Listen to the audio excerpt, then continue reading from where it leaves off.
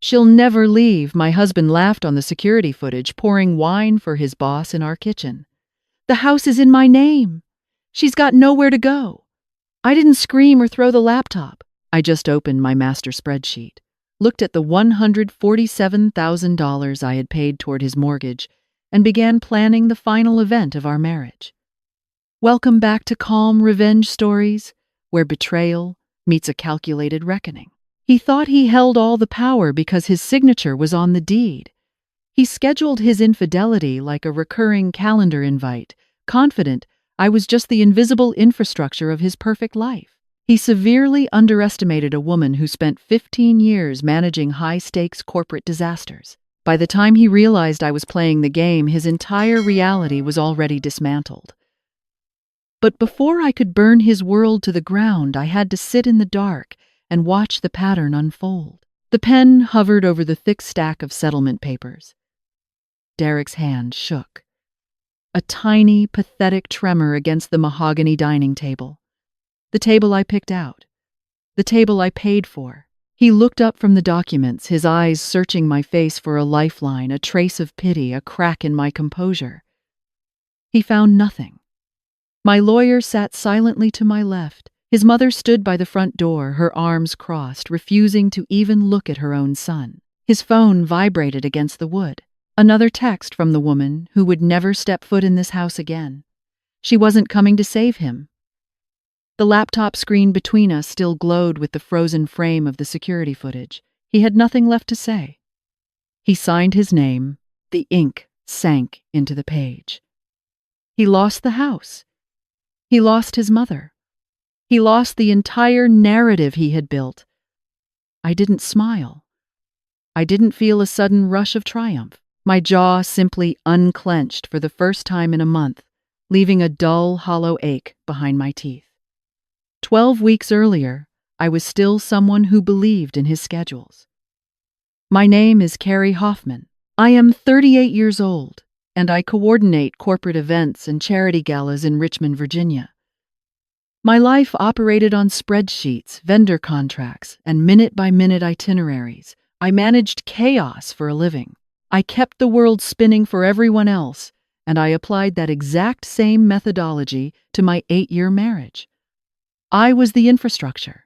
I paid 78% of the mortgage out of my salary, handled the repairs, chose the hardwood floors, and kept our colonial home in the West End running flawlessly. The title was in Derek's name because my credit score had been recovering a decade ago when we bought it. It was just paperwork.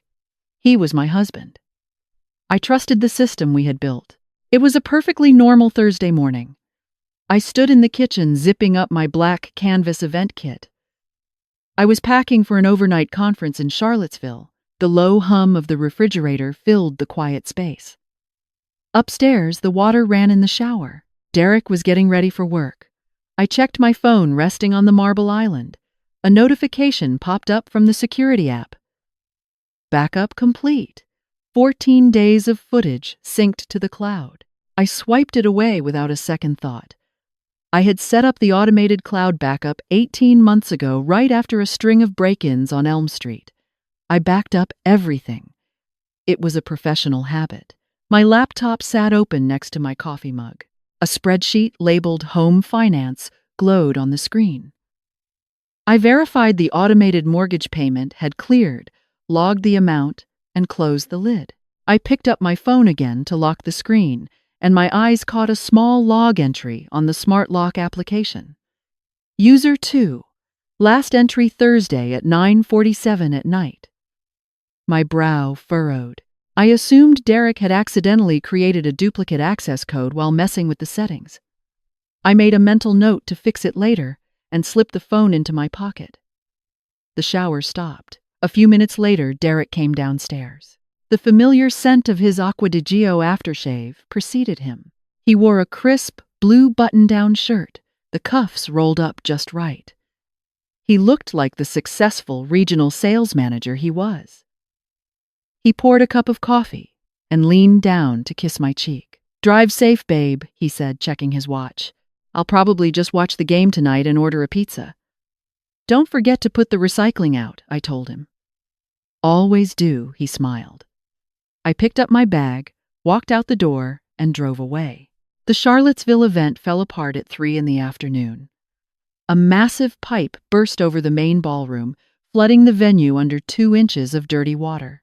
I spent an hour relocating the keynote speakers and canceling the catering order before the venue manager officially called the whole thing off. I packed my car and headed back to Richmond.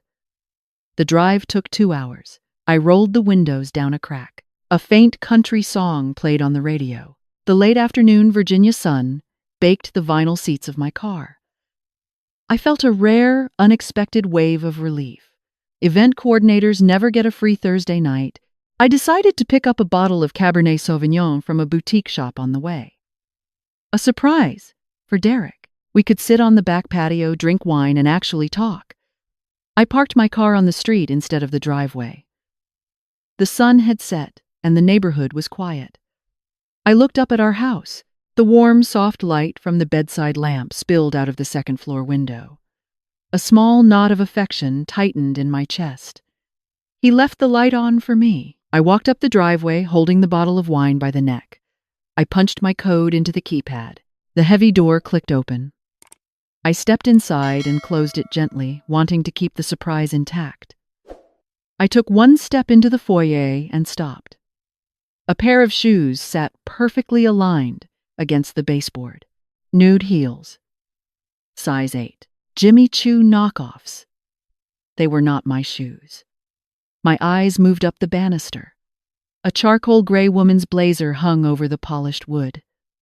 The air in the hallway smelled wrong. It was a sharp, expensive floral perfume. Heavy and lingering.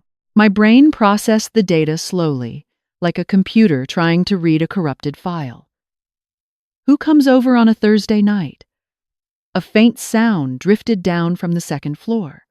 A low murmur. I walked into the kitchen.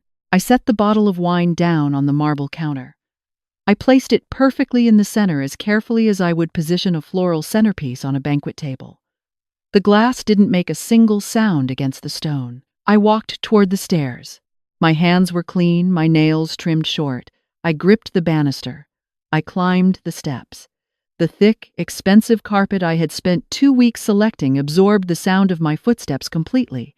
I reached the landing. The bedroom door was cracked open. The warm light from the lamp cut a yellow stripe across the hallway floor. I stepped into the light. I looked through the gap in the door. My bedroom. My bed. The sage green 600 thread count sheets I had purchased on sale at Williams-Sonoma last spring. Derek lay on his back. A woman with short, dark hair lay next to him. Her arm rested across his chest. They were fast asleep. Pieces of clothing lay scattered across the hardwood floor. 2 empty wine glasses sat on my nightstand. The crystal glasses from my matching set. I didn't scream. My face didn't crumple. My throat seized tight and dry, but my body went entirely still. I stood in the doorway and watched them sleep. I counted the seconds. 1, 2, 3, 4. 4 seconds. That was exactly how long it took for my brain to switch from the reality I thought I lived in to the reality I actually occupied. I stepped back into the shadows.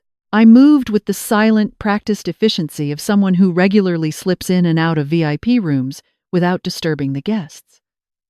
I walked down the stairs. I picked up the bottle of wine from the kitchen counter. I didn't want a drink. I just didn't want to leave a trace of my presence. I walked to the front door, stepped outside, and pulled it shut until the lock clicked. They never woke up. They never knew I was there. I sat in my car, parked halfway down the dark street. The engine remained off. My hands gripped the steering wheel. The leather felt cold under my palms. The bottle of wine rested on the passenger seat. I reached into my bag and pulled out my phone. I opened the security application. I booked a room at a Hampton Inn 3 miles away. The hotel room smelled faintly of bleach and stale air conditioning. The fluorescent light from the hallway crept under the bottom of the door. I sat cross-legged on the stiff mattress. The blue light from my laptop screen illuminated the dark room. I didn't cry. I didn't break anything. I opened the camera feeds and I began to scroll backward. I clicked on the previous Thursday. I watched the timeline load. At exactly 9:47 at night, the smart lock disengaged. The front door opened. The same dark-haired woman walked inside. She took off her gray blazer. She left her shoes by the door. Derek greeted her in the hallway. I clicked on the Thursday before that. 9:47. User 2 code entered. She walked in. I went back again. And again. Every single time I was out of town. Charlottesville, Norfolk, Virginia Beach. 11 weeks. 11 Thursdays? I sat in the sterile hotel room and I counted them. I didn't count because I wanted to torture myself. I counted because counting was what I did. I counted boxes when my parents divorced and my mother lost her house. I counted guests at charity galas. I counted mortgage payments on my spreadsheet. And now I counted the Thursdays. I stopped on the 7th clip. The audio on this one was exceptionally clear. Derek and the woman stood in the kitchen opening a bottle of wine. My wine. She's at that hotel conference thing in Charlottesville, Derek said on the recording. He poured the red liquid into a glass. Back Sunday. The woman leaned against the counter. Every Thursday, like clockwork. Derek laughed. A smooth, confident sound. She'll never leave. She's got nowhere to go. The house is under my name. My jaw ached. I realized I had been grinding my teeth for 3 hours. I closed the video player. I opened my home finance spreadsheet. I highlighted the column that tracked every single payment I had made toward the property over the last 8 years. I stared at the final sum at the bottom of the screen. He didn't just bring another woman into my bed. He scheduled her. He gave her a personal access code to my house. He treated our marriage like a recurring calendar invite, and he thought I was too weak, too dependent, and too stupid to do anything about it. I closed the laptop. The screen clicked shut, sharp and decisive in the quiet room. I lay back on the stiff hotel pillows and stared at the dark ceiling. I wouldn't go home tomorrow. I wouldn't call him. I would go to work, I would manage my events, and I would find a lawyer. He thought I had nowhere to go. He had absolutely no idea what I was about to build. I did not go home on Friday. I managed the fallout from the flooded Charlottesville venue from a cramped desk in my office, negotiated vendor refunds, and waited for Monday morning. At exactly 9 o'clock, I made a phone call. I called Meg Sullivan. I had coordinated a large women in law conference 2 years prior, and Meg was one of the keynote speakers. She was a family law attorney in downtown Richmond. Her presentation had been sharp, unsentimental, and entirely practical. That was exactly what I needed. The phone rang twice. I told her I needed a family lawyer, and I told her it was urgent. She told me to come in before lunch. Meg's office sat on the 3rd floor of a brick building overlooking Broad Street. The room was small and aggressively functional. Heavy law books sat stacked in precarious towers against the wall. A mug of black coffee rested directly on the wood of her desk. No coaster. A faint water ring had already formed beneath it. Meg sat across from me, her dark hair clipped back, a pen poised over a yellow legal pad. She did not offer me platitudes or ask how I was holding up. I gave her the briefing. I spoke in the same flat, rhythmic cadence I used when running through a gala itinerary with a catering captain. 11 weeks, I said. My hands rested flat on my lap. Same woman every time. She arrives at 9:47 at night. She uses the same access code on the smart lock. Meg did not interrupt. She wrote down the numbers. And you said the title of the house is solely in his name. Yes, I answered. But I have been paying the mortgage. Meg stopped writing. She looked up, her pen hovering. How much of it? 78%. For 8 years. I have every receipt, every bank statement, and every confirmation email. Meg set the pen down. She leaned back in her leather chair. The springs creaked softly in the quiet room. She looked at me for a long moment.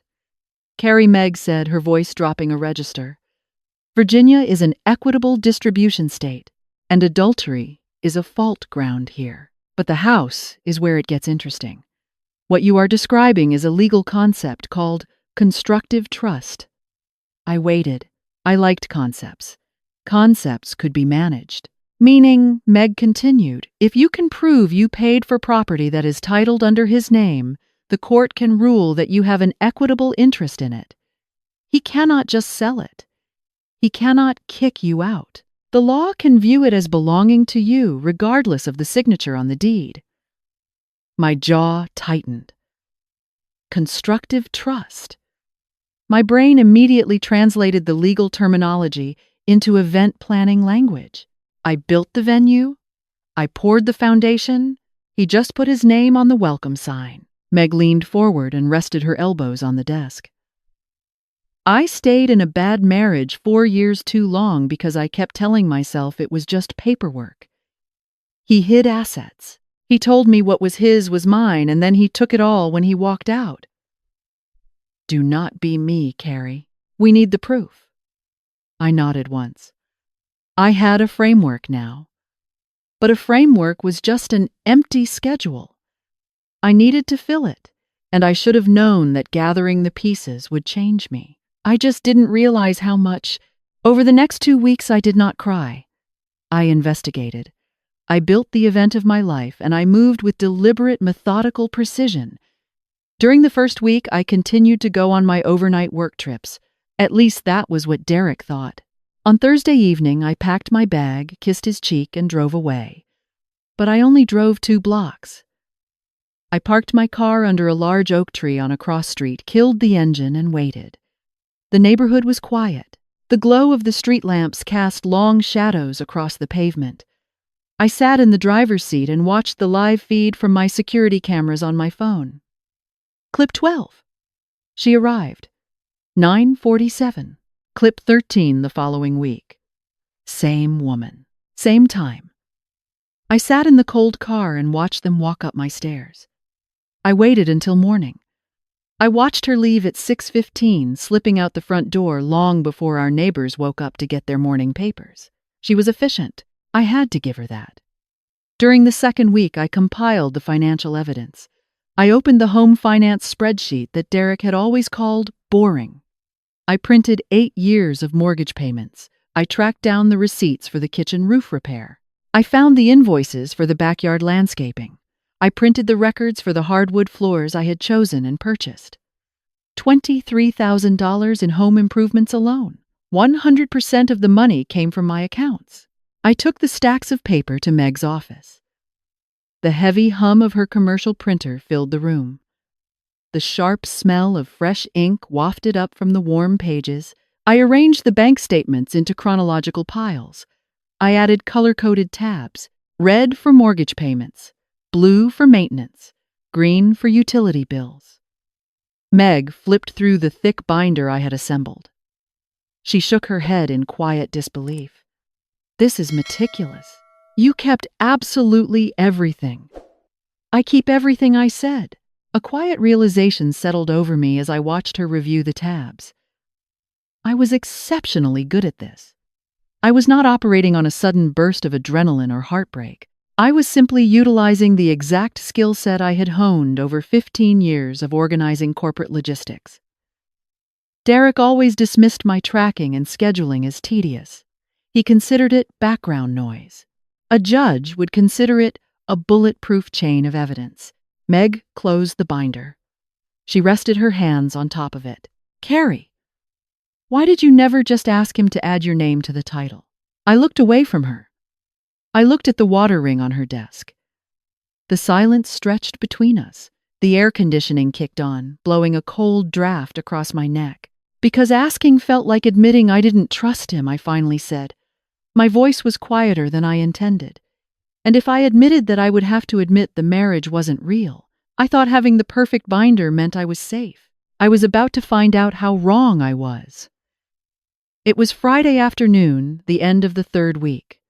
The late Richmond sun slanted through the blinds of Meg's office, casting harsh, horizontal stripes across her wooden desk. The air smelled of old coffee and fresh paper. A massive stack of documents sat between us. My case file. It was 3 inches thick. Meg tapped a pen against her legal pad. Her posture was completely rigid. 13 weeks of security footage, Meg stated, listing the items like a general reviewing a battle plan. Smart lock data showing a second user code created on a date you were out of town. $147,000 in direct mortgage payments. $23,000 in home improvements. All originating from your personal accounts. All perfectly documented. She dropped the pen. It clattered against the desk. Carrie, this is the strongest constructive trust case I have worked in 6 years. A heavy, solid weight settled in my chest. It was not joy. It was the distinct, grounding satisfaction that comes right after a flawless banquet loadout. Every vendor paid. Every guest seated. Every crisis averted. Everything was tracked, organized, and filed away in its proper place. Meg pulled a calendar toward her. We file the paperwork on Monday morning. By Wednesday, Derek gets served at his office. By Thursday, I interrupted. The word tasted metallic in my mouth. Everything happens on Thursdays. Meg offered a small, sharp half smile. By Thursday, his entire world changes. I left her office and walked to my car. The late afternoon air felt warm and forgiving. I turned the key in the ignition and the radio hummed to life. For the first time in 21 days, my shoulders dropped. The constant buzzing tension at the base of my skull faded into a dull throb. I felt dangerously close to normal. I drove into my neighborhood and parked in the driveway. I turned off the engine and looked up at the house. My house. The white colonial with the black shutters, the lawn I paid a service to cut, the porch light I had replaced last winter. I stared at the bricks, and a strange, hollow sensation opened up in my stomach. The victory suddenly felt incredibly fragile. If I won this house, what happened next? I would sit in these rooms completely alone, and I would continue to track payments on a spreadsheet for a building that held nothing but lies. Was that the prize? Winning the right to maintain my own museum of betrayal? I pushed the thought away. One logistical hurdle at a time. Execute the current plan. I unlocked the front door and walked inside. The television played softly in the living room. Derek lounged on the sofa, a beer resting on the coaster beside him. He looked up and smiled, a perfectly normal, casual greeting. "How was the conference?" he asked. "Good," I replied. My voice did not shake. "Tiring? I'm going to take a shower." "Sounds good, babe." I walked past him and headed up the stairs. My hand trailed along the banister. I reached the landing and walked into our bedroom. I dropped my bag on the floor and turned toward the bed. I stopped. The sage green sheets were gone. A fresh set of crisp white sheets covered the mattress. The bed was made with sharp corners, perfectly tucked. The scent of lavender laundry detergent hung heavy in the air. I stared at the pillows. Derek never changed the sheets. He barely knew how to turn on the washing machine. And then the pattern snapped into place. He changed the sheets after every single Thursday. He didn't just stumble into an affair. He managed it. He executed a cover-up protocol. He scheduled the encounters, he provided access codes, and he cleaned the venue afterward. I wasn't the only one organizing things.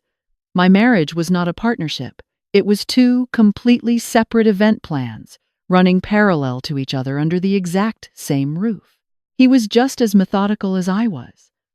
I walked into the bathroom, turned on the shower, and let the water run over my hands. They were trembling, not from fear, but from the sheer scale of the deception. Later that night, I lay on my side in the dark. The fresh sheets felt stiff against my skin. The lavender scent made my stomach turn. I closed my eyes and listened to Derek breathing evenly beside me. Monday morning, Meg would file the papers. Everything was going to change. I thought I had the entire timeline perfectly controlled. I should have paid closer attention to the small shift in his routine. I didn't know he had already started watching the cameras, too. Sunday evening arrived with a heavy, suffocating silence. The television played a baseball game in the living room, but Derek had muted the volume. I sat in the armchair near the window, holding a thick binder of vendor contracts on my lap. I turned the pages at regular intervals. Derek lounged on the sofa across from me. His phone rested in his palm. I watched him from the corner of my eye. His thumb scrolled rapidly across the glowing screen. Then his thumb stopped. His eyebrows pulled together, forming a deep crease in his forehead. He looked up from the glass. His gaze bypassed the television and fixed directly on the small black security camera mounted in the corner of the ceiling. After a long moment, he looked back down at his phone. My stomach tightened, cold and sudden. The security application featured a login history tab. I knew it was there, but I had never considered that Derek might actually open it. He was looking at the access logs right now. He was seeing my account logging in every single day, scrolling backward through hours and hours of archived footage. His thumb did not move again. He placed the phone face down on the wooden coffee table. He did not look at me. He did not ask a question. He simply rested his hand on the armrest of the sofa. His index finger tapped against the fabric, a slow, rhythmic beat. I recognized that exact rhythm. It was the same tempo he used when he sat at the dining table negotiating a difficult sales contract on speakerphone. He was calculating his next move. He knew I was watching the cameras, and he knew that I knew he caught me. Neither of us spoke. The baseball players flickered soundlessly on the large screen. The air in the room turned thick, making it difficult to draw a full breath. I should have packed a bag and left the house right then. I did not. Monday morning broke with clear skies and bright sunlight. It was the exact day Meg planned to file the legal paperwork. I stood in the kitchen at 7 o'clock. My hands moved through my familiar daily routine. I poured the dark coffee beans into the electric grinder. The loud grinding noise shattered the quiet morning vibrating through the marble counter. The sharp, bitter smell of roasted coffee filled the air. Sunlight streamed through the windows, catching the dust motes. Dancing above the hardwood floor I had meticulously selected and installed 5 years ago. Footsteps sounded heavily on the wooden stairs. Derek walked into the kitchen. He did not wear his usual crisp suit. He wore loose sweatpants and a plain gray shirt. He did not sit at the island. He did not reach for a ceramic coffee mug. The man stood right in the doorway and crossed his arms over his chest, blocking the exit. "You have been watching the cameras," Derek said. His voice lacked its usual smooth, easy charm. It was flat and hard. I set the bag of coffee beans down on the counter. "I found things on the cameras." "You found what?" He interrupted, taking a step forward. "What you were specifically looking for, is that what this is? You set up those cameras in my house just to spy on me." "The cameras were for security," I replied, keeping my voice perfectly level. "I installed them after the break-in down the street." "This is sick," Derek said. He shook his head, slowly looking at me like I was a dangerous stranger. "This is completely controlling behavior. You know what this is. This is exactly what my mother warned me about." I gripped the edge of the cold marble counter. "Your mother. She said you were controlling," he said, his voice rising in volume, filling the kitchen. "She said you keep track of every little thing like a prison warden. You track the money, you track my schedule, and now you track my movements inside my own home. And I defended you. I defended you to her for 8 years. He reached into his pocket and pulled out his phone. He placed it firmly on the counter. "She is on her way," he said. "I called her an hour ago." We waited in the kitchen. The coffee grew cold in the glass pot. I did not move from my spot by the sink. 40 minutes later, the front door opened. Lorraine walked into the foyer. The strong smell of her floral hairspray arrived before she did. She wore her beige cardigan and a deeply troubled expression. She walked straight past me, her heels clicking against the wood, and stood right next to her son. They formed a solid, united front in front of my stainless steel refrigerator. "Carrie, honey," Lorraine said. Her voice dripped with practiced, patronizing sympathy. "Every marriage has problems. Every single one. But spying on your husband, setting digital traps in his own home, that is not the answer. You need to look inside and work on yourself."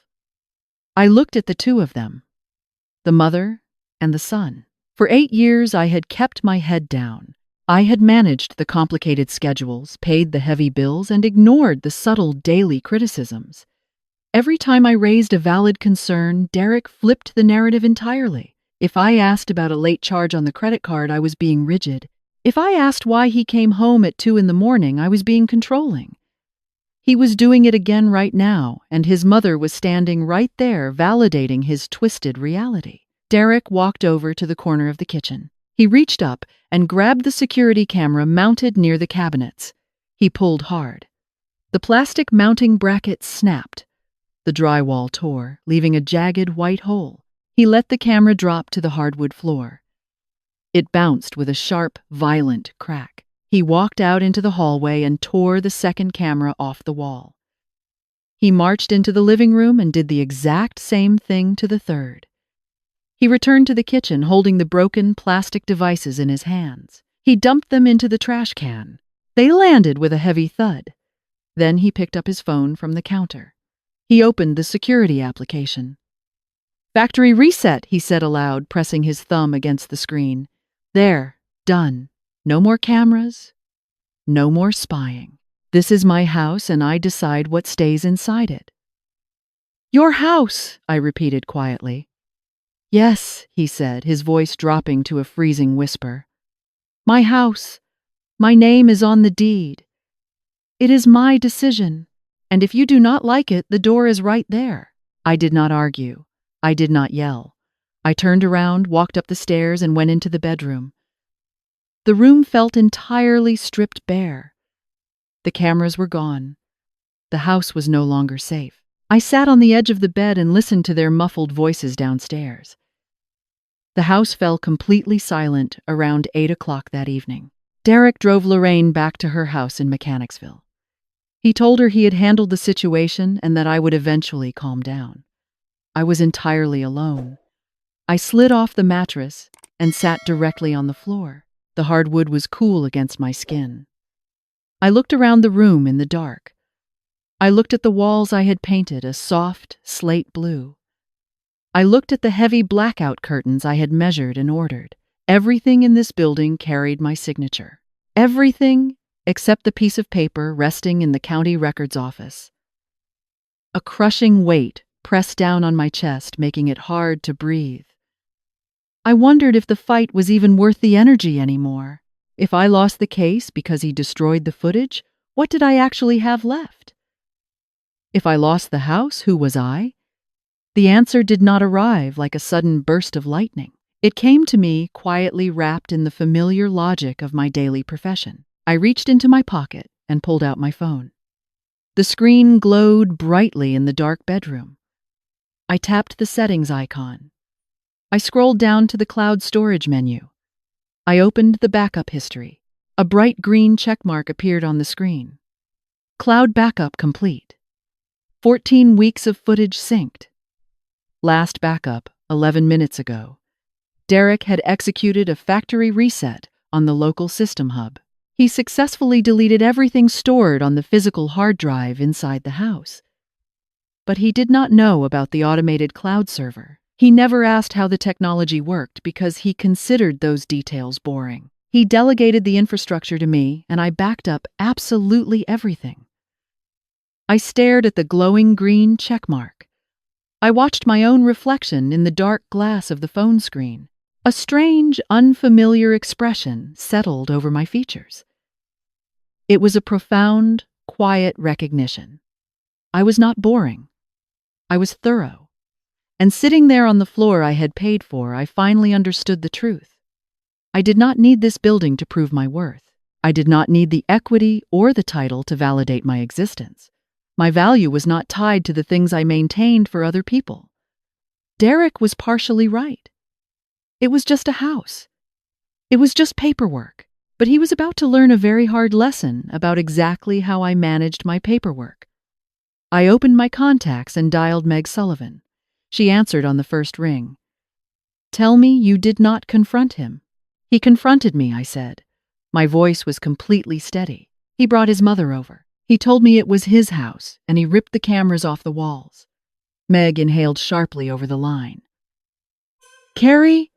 "He performed a factory reset on the system," I continued. "He thought he deleted all the footage." "Carrie, listen to me," Meg said, her professional tone kicking in. "But I have the cloud backup," I said, cutting her off. "Every single week is safe, including today." The system captured the audio and the video of him tearing the cameras down before he reset the hub. The line went completely quiet. I could hear Meg breathing on the other end. "Destruction of evidence," Meg finally said. Her voice held a note of pure awe. "He just handed us unquestionable consciousness of guilt." "I know," I said. "File the papers tomorrow." Meg and I sat in her office on Tuesday morning. The sun hit the stacked law books on her desk. We reviewed the cloud footage. 14 weeks of video sat safely on the secure server. 11 weeks of the affair. 3 weeks of my investigation. And the final violent edition of Derek ripping the cameras from the drywall. Meg tapped her pen on a printed sheet of smart lock data. The cloud backed up the access logs, too. User 2 was created on March 3rd, a date I spent coordinating a conference in Norfolk. 11 entries followed. Every Thursday. 9:47 at night. It proved premeditation. He did not just make a mistake. He gave Victoria Caldwell her own key to my house. We formed a new plan. I did not want to serve him in a sterile conference room. I was an event coordinator. I set the venue. I wanted him sitting at the dining table I bought in the house he claimed as his own when he finally saw the paperwork. Meg said it was highly irregular. I told her I would handle the catering. Wednesday evening arrived. I set the dining room perfectly. I placed 2 chairs opposite each other at the mahogany table that seated 6. The warm, soft light from the chandelier illuminated the smooth wood. I had replaced those bulbs myself last winter. My laptop sat open at the head of the table. Color-coded folders rested in a neat stack next to the keyboard. Meg sat to my left. She wore a sharp black suit and held a silver pen. She looked completely calm. The heavy garage door rumbled beneath the floorboards. Derek walked into the dining room a moment later. He stopped dead. His eyes darted from the folders to my face and finally to Meg. His jaw tightened. "What is this?" Derek asked. "Sit down, Derek," I said. "I am not sitting down for whatever this is," he snapped, taking a step backward. Meg folded her hands on the table. "Mr. Palmer, I am Meg Sullivan. I am your wife's attorney. You really should sit down." He sat. He only complied because he recognized the authority in Meg's voice, and he was smart enough to know when he was cornered. Meg opened the event. She dismantled his reality layer by layer. First, the footage. I hit play on the laptop. A compilation of 11 Thursdays played on the screen. The same time, the same woman, the same hallway. Derek stared at the screen, the color draining from his face. He looked at me, his breathing shallow. "Where did you get that?" he asked. "Cloud backup, Derek," I answered. "I back up absolutely everything. Second, the smart lock data." Meg slid a piece of paper across the wood. User 2 was created on March 3rd. 11 entries. You gave Victoria Caldwell her own access code to your wife's home. Third, the finances. Meg opened the thickest folder. $147,000 from Carrie's accounts for the mortgage. $23,000 for home improvements. The title is in your name. But the equity is a different conversation. Constructive trust, Mr. Palmer. Fourth, the final strike. Meg leaned forward. On Monday morning, you destroyed the security cameras and initiated a factory reset. That footage is also preserved on the cloud. In Virginia, the destruction of evidence carries independent legal sanctions. Derek's hand dropped beneath the table. I watched his thumb moving quickly. He was texting someone. I did not stop him. Meg did not stop him. I will sell the house, Derek said, his voice shaking but trying to sound loud. Tomorrow. It is my name on the deed. A temporary restraining order preventing the sale was filed at 9 o'clock yesterday morning, Meg replied smoothly. The house is not going anywhere. I watched his confident facade crack and shatter. I expected to feel a rush of satisfaction. I felt nothing but a quiet, steady rhythm in my chest. I looked at the table I had chosen. I realized I could lose this table. I could lose the entire house, and I would still be exactly who I am, the person who organizes, the person who tracks the details, the person who remembers. Losing the house did not mean losing my value. The doorbell rang. Derek had called his mother again. Lorraine walked straight into the dining room. She saw Meg. She saw the stacks of paper. Her posture immediately went rigid. Carrie, I told you, Lorraine began. Every marriage has issues. Lorraine, I said. Sit down and watch the screen. I clicked play on a short clip. It was not the bedroom footage. It simply showed Victoria opening the front door with her own code, dropping her gray blazer on the banister, and walking up the stairs like she lived there. Lorraine stared at the laptop. Her mouth opened slightly. She turned slowly to her son. The defensive anger vanished from her face, replaced by a deep, hollow shock. You gave that woman a key? Lorraine asked. Her voice barely above a whisper. Mom, it is not what it looks like, Derek pleaded. You brought another woman into Carrie's home, Lorraine said. Into her home. She looked at me and saw the exact same humiliation she had swallowed 3 decades ago. Your father did this, Lorraine said to Derek. Her voice cracked, bitter and exhausted. And I stayed. 41 years I stayed in that house. Lorraine turned her back on him and walked out of the room. Derek sat entirely alone. The doorbell rang a second time. This was not a coincidence. This was the text message Derek had sent from beneath the table 8 minutes ago. He thought his boss would come save him. Victoria Caldwell walked into the dining room. She wore a sharp navy suit. She looked at Meg, the paperwork, and Derek's pale face. Her expression remained completely blank. What do you want? Carrie Victoria asked. Her tone was careful and measured like she was negotiating a vendor dispute. I want you to know that the house was always mine. I told her, my hands resting flat on the mahogany table. And I want you to know that the footage includes 11 weeks of you entering my home with your own access code. If your company ethics policy has anything to say about a regional director sleeping with a subordinate manager, that is a conversation between you and human resources. Victoria did not blink. She did not look at Derek. She turned on her heel and walked directly out the front door. Her expensive shoes clicked sharply against the hardwood floor I had paid for. The heavy door slammed shut. Several weeks passed. It was a quiet Saturday morning. Sunlight poured through the kitchen window, warming the space where I stood. I listened to the birds chirping in the backyard, the yard where I had planted the flowers and strung the patio lights. The smell of fresh coffee filled the air. There was only one ceramic mug on the counter. The smart lock only held one code now. User 1. I sat at the large dining table. A settlement agreement rested on the wood. The fault divorce and the constructive trust claim had forced a rapid negotiation. I kept the house. Derek kept his retirement accounts. Lorraine had actually signed as a witness. I did not read the paperwork.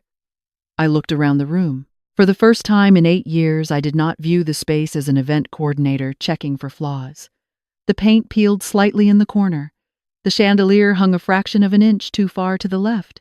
A deep scratch marked the hardwood near the doorway. I saw the imperfections, and I felt absolutely no desire to fix them. I used to count everything. 14 weeks of footage, $147,000, $23,000 in repairs, 8 years of marriage, 11 Thursdays. But I never counted the number of times I wondered if I stayed out of duty or if I stayed because I was terrified I had nowhere else to belong. Derek had said I had nowhere to go. He was completely wrong. I always had myself. I simply forgot to count my own presence. The doorbell chimed.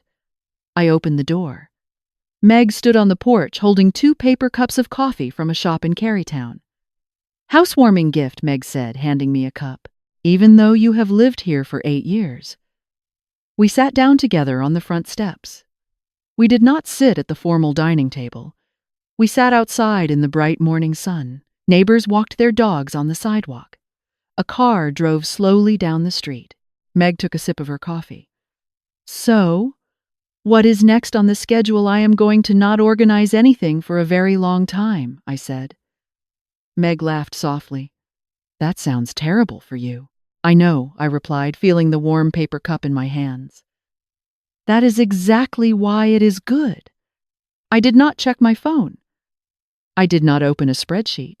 For the first time in a very long time, I did not maintain a single thing. I just sat on the steps and I breathed. Carrie's story is a profound reminder that we often confuse our utility with our value. How many times have you caught yourself doing exactly what Carrie did? You manage the schedules, you pay the heavy bills, you fix the broken things, and you silently keep the entire world spinning for the people around you.